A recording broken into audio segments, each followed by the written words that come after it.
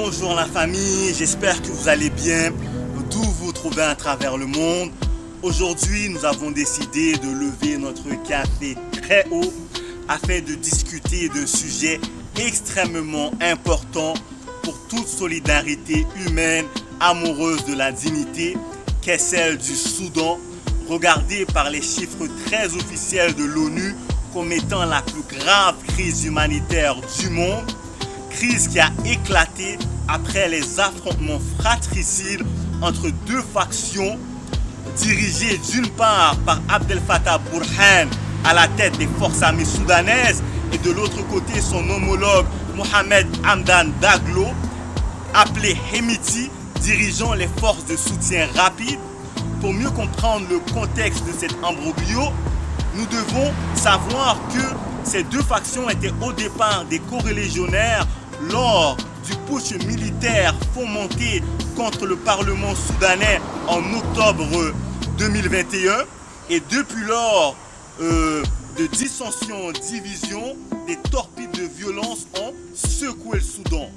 Tellement qu'aujourd'hui, 2/3 de la population est en grave nécessité d'aide humanitaire et plus de 13 millions de Soudanais ont été forcés d'immigrer, dont 1/3 à l'extérieur du pays. La situation est donc dramatique. Comment faire donc pour nous, en tant que citoyens du monde, résister à cette situation, résister au silence médiatique horrible et morbide devant ces corps d'ébène fauchés, brisés, brutalisés par la famine? Première étape, c'est de résister au désespoir, oser embrasser la vaillance de l'optimisme. Second tour, partager l'information. Toujours se dire que la force du cœur, d'un cœur qui croit, a une capacité, tel l'effet papillon, de changer les choses et de bousculer le monde.